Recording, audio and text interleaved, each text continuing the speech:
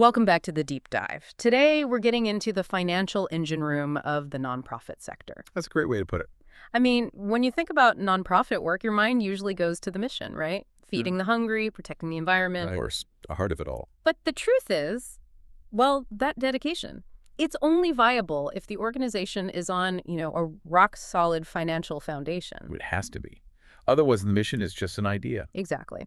So for you listening, we're taking a deep dive into the source material you shared, specifically to unpack the absolutely crucial role of the Nonprofit Board Finance Committee. It might sound a bit dry, purely administrative. It's anything but. We're going to show you why it's really the bedrock of mission fulfillment. But before we jump right into the material, just a quick essential note. If you are looking for more in-depth knowledge, resources, maybe educational videos on working with your nonprofit board, make sure you head over to Nonprofit.Courses.com. There's just some indispensable content there. That's a really important point to start with. The sources we're looking at are so clear on this. The Finance Committee is the guardian of financial health. The guardian, I like that. It really fits. Their mission isn't just, paying the bills. It's to ensure the organization stays financially healthy and, crucially, sustainable in the long run. So it's a balancing act. A constant balancing act. Yeah. Spending on programs today versus building stability for tomorrow, that tension that's where the real work happens. We'll be covering it all, from budgeting to risk management. Okay, let's unpack this then, starting right at the core function. Money in, money out. The first thing cited in the sources is the formulation and oversight of the annual budget. Plan of action. Right. And it's not just counting money. It's a moral and strategic statement for a nonprofit. So how does that careful expert vetting of a budget translate into actually hitting your goals? It's everything. The budget is the mechanism that helps the organization marshal its financial resources to fulfill a mission. It's the bridge from the strategic plan to reality. So if the mission needs 3 new outreach coordinators, the budget has to make that possible. Yeah. Reliably. And it has to ensure those funds aren't being pulled from, say, critical building maintenance or the emergency reserves. So the committee's job is to push back a little, not just rubber stamp it. Exactly. They have to critically vet the whole plan. They forecast the income, the expenses, and they challenge the proposed expenditures. They're the ones asking, is this expense truly aligned with our top strategic goals for this year, or is it just nice to have? That sounds like it could create some friction. Oh, absolutely. I mean, if the Finance Committee is too conservative, they could starve the programs. But if they're too aggressive, they risk the whole organization's future. That's the tightrope. And the best practice the sources point to is continuous collaborative forecasting. It's not about finding a perfect budget on day one. It's about building financial models that are flexible. Flexible enough to handle surprises. Right. They insist on contingency planning. What if our biggest grant doesn't come through? What if demand for our services suddenly triples? That flexibility built right into the numbers is how they manage that tension. Okay, so the budget is the plan. But accountability, that comes from oversight. Let's shift to transparency and reporting. This is where, for me, it gets really interesting. This is where you connect the internal work to external trust. So when the committee looks at those regular financial reports, what are they really hunting for? They're basically the board's information hub. They do these periodic, deep reviews to keep everyone in the loop, but their eyes go straight to 2 things: cash flow and budget variances. Cash flow is the immediate stuff, right? Can we make payroll? Yep. The lifeblood. Do we have enough liquid capital right now to cover our immediate expenses? But the budget variances. That's where the story of the year unfolds. That's it, precisely. A variance isn't just a number on a spreadsheet. It's a red flag. It shows reality has shifted from the plan. So if you budgeted $50,000 for tech and spent $150,000, the committee needs to know why. Now, was it a server meltdown we couldn't predict? Or was our original budget just completely unrealistic? Catching that early helps the board adjust strategy before a small issue becomes what did the sources call it? An organizational calamity. A calamity. I love that phrasing.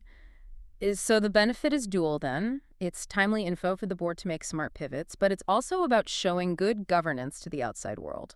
Absolutely crucial for governance. I can't stress that enough. Accurate, timely reporting fosters goodwill.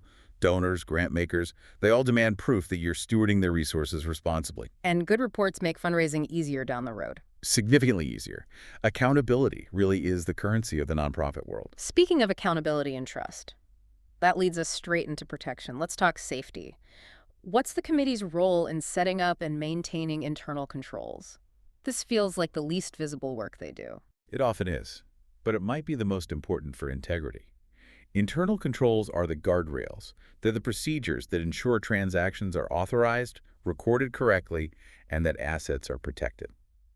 So moving from "we trust you" to "we can verify." That's a perfect way to put it. What's fascinating is they have to design these controls to reduce the risk of fraud or just honest mistakes without creating so much red tape that the organization grinds to a halt. Is there a classic example of a core control?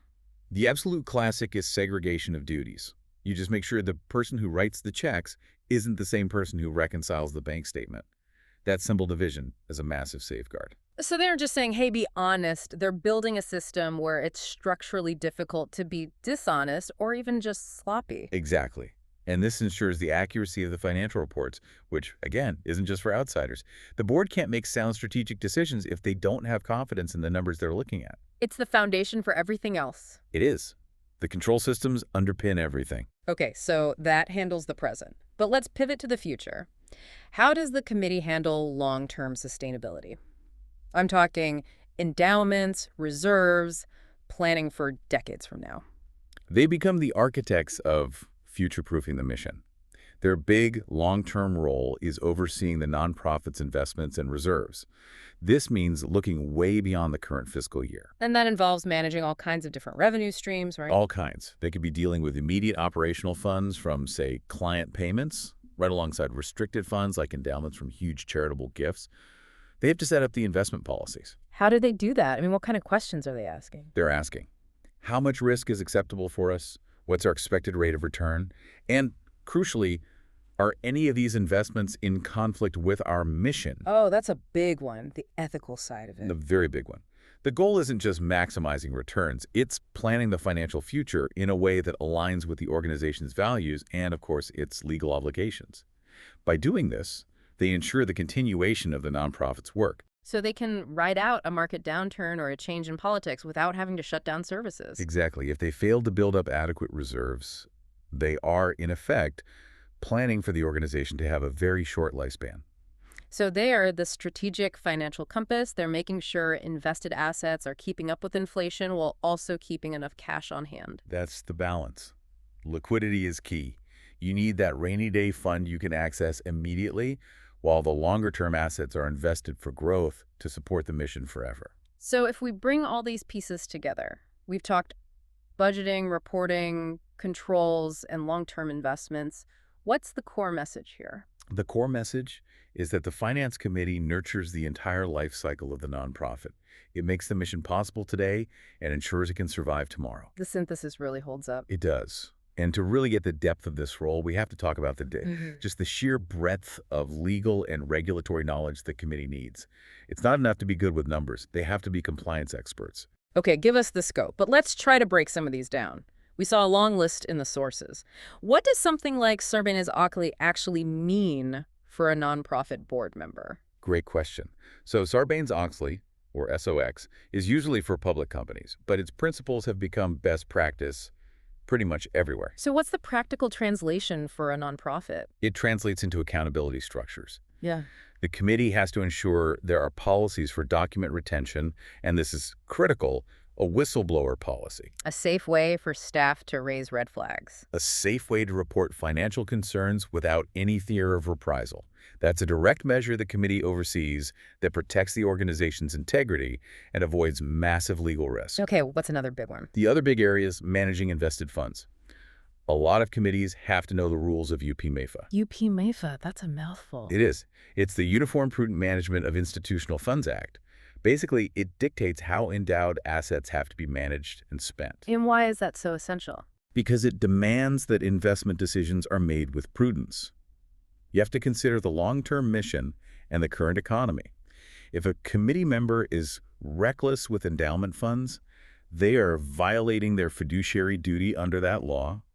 It forces them into a disciplined, thoughtful investment strategy. And then if the organization has retirement plans, they're probably dealing with ERISA, which is another whole layer of responsibility. It is. It's a huge burden of knowledge. It goes from high-level legal compliance all the way down to practical fraud prevention techniques. It's that depth that really elevates the committee's work, isn't it? It's not just admin. It's a core strategic necessity. It absolutely is. They are the internal legal and financial watchdog. And that's what makes the difference between an organization that survives its founder and one that doesn't. They are truly the architects of sustainability. Without that detailed oversight, even the most passionate mission will eventually fail.